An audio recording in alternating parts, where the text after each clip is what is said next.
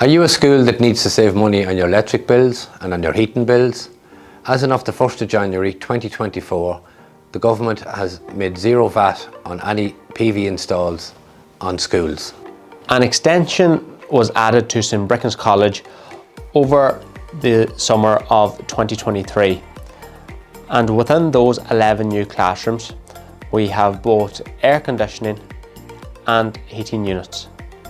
And to offset those costs, we installed a 25 solar PV panel system. That system is offsetting the costs of our heating and cooling within those rooms. We are starting to see those benefits from the PV system since our first bills have arrived.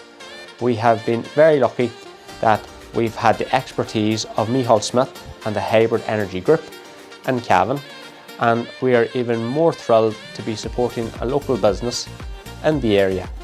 We would have no hesitation in recommending MC Hybrid Energy Group to all schools around the whole of Ireland, as there is now a zero VAT on all purchases of solar PV panels for schools from January 1st, 2024.